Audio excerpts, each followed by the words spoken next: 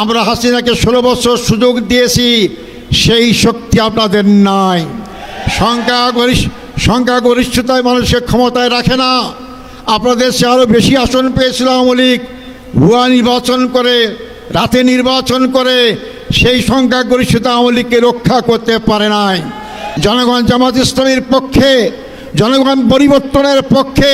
যদি আপনি এই পরিবর্তনটা ভাষা না বোঝেন, সামনের যে আন্দোলন হবে আপনাদের পরিণতি আওয়ামী লীগের চেয়েও খারাপ হবে।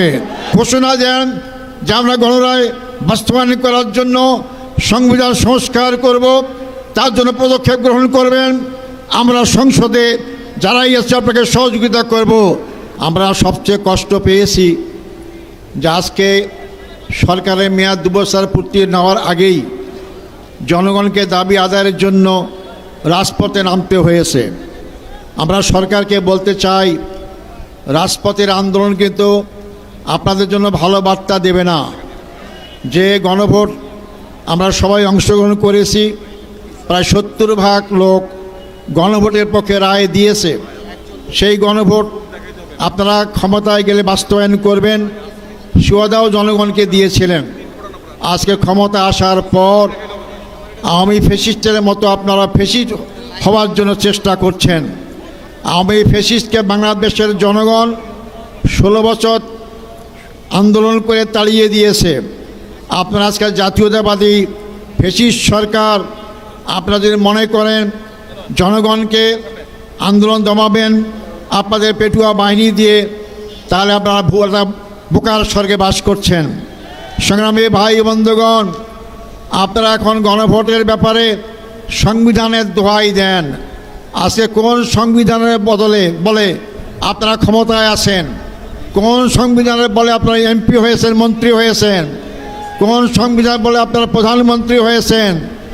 একটা আইন মানবেন আর আরেকটা আইন মানবেন না। যেটা আপনাদের পক্ষে যায় সেই আইনটা মানবেন, যেটা আপনাদের বিরুদ্ধে যায় সেটা মানবেন না। এইটা জনগণ মেনে নেবে না।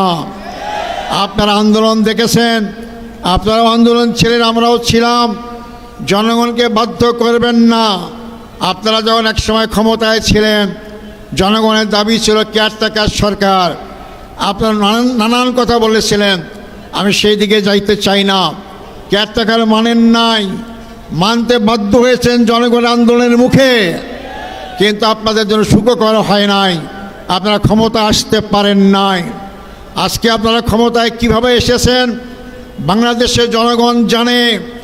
আপনারা কি পরিমাণ আসনে আপনারা ভোটের রেজাল্টে কারচুপি করেছেন জনগণ ভালো করেই জানে। জনগণ থেকে সম্পূর্ণ ভোট পেয়ে আজকে আপনারা ক্ষমতায় নাই। আপনাদের পায়ের তলা থেকে মাটি সরে দেওয়া শুরু করেছে। জনগণের ভাষা বুঝুন, জনগণকে মাঠে আন্দোলন করতে বাধ্য করবেন না। এই জনগণ যদি আন্দোলন করতে মাঠে নামে, আমরা বলতে চাই জনগণ দাবি আদায় করা পর্যন্ত রাজপথ ছাড়বে না ইনশাআল্লাহ। সংগ্রামী ভাই বন্ধুগণ, আজকে আপনারা সুযোগ থাকতে অবিলম্বেই আপনার গণভোটের রায় মেনে নিয়ে বাস্তবায়ন করা শুরু করুন। আমরা আপনাদেরকে সহযোগিতা করব। সংগ্রামী ভাই বন্ধুগণ, আমরা যদি বলতে চাই দেশের অবস্থা, সবাই নেতৃবৃন্দ বলেছেন জ্বালানির সংকট। আমরা যখন সংসদে কথা বলি জ্বালানির ব্যাপারে, জ্বালানি মন্ত্রী বলেন জ্বালানির কোনো সংকট নাই। তো জ্বালানির সংকট যদি না থাকে, স্কুলের কর্মঘণ্টা কমাইলেন কেন? সরকারি কর্মঘণ্টা কমাইলেন কেন? তাহলে আজকে শত শত হাজার হাজার লোক লাইন ধরে তেল নেওয়ার জন্য চেষ্টা করে কেন? এটা কি জ্বালানির সংকট দেখতে পারেন না আপনারা? হ্যাঁ, আপনারা দেখতে পারবেন। যখন জনগণের রুদ্র সে পড়বেন তখন সবই ঠিক পাবে ইনশাআল্লাহ। বলে সরকার মেনে নেন, সংসদ চলবে আগামীকাল থেকে। সেখানে ঘোষণা দেন যে আমরা গণরায় বাস্তবায়ন করার জন্য সংবিধান সংস্কার করব, তার জন্য পদক্ষেপ গ্রহণ করবেন। আমরা সংসদে যারাই আছে আপনাকে সহযোগিতা করব।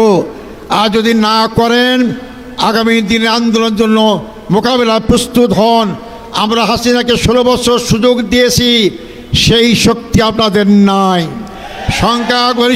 সংখ্যাগরিষ্ঠতায় মানুষকে ক্ষমতায় রাখে না। আপনাদের দেশে আরও বেশি আসন পেয়েছিল আওয়ামী লীগ, ভুয়া নির্বাচন করে, রাতে নির্বাচন করে সেই সংখ্যাগরিষ্ঠতা আওয়ামী লীগকে রক্ষা করতে পারে নাই, শুধু রক্ষাই করে দেশ থেকে পালাতে বাধ্য হয়েছে। আর আপনারা যেভাবে নির্বাচিত হয়ে ক্ষমতায় আসেন, এই সংখ্যাগরিষ্ঠ ভয় দেখাবেন না। সংখ্যাগরিষ্ঠের মাধ্যমে জনগণের রায়কে যদি উপেক্ষিত করেন, তা জনগণের আসামির কাঠগড়ায় দাঁড়াতে বাধ্য হবেন ইনশাআল্লাহ।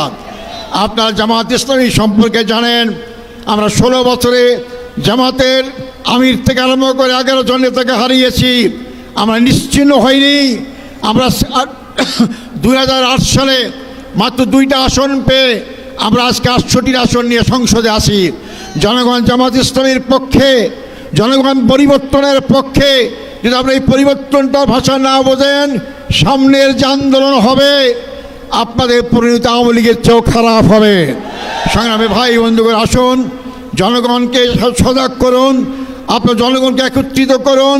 যদি সরকার ভালোভাবে দাবি মানে না নেয়, আপনার 11 দলের ঐক্যের যে ডাক যখন যেভাবেই আসবে, আমরা শান্তিপূর্ণভাবে সরকারকে সে দাবি আদায় করতে বাধ্য করবো ইনশাআল্লাহ। এই দাবি আদায় না হওয়া পর্যন্ত সংসদেই আমরা ভূমিকা পালন করব, রাজপথকে আমরা প্রকম্পিত করবো ইনশাআল্লাহ।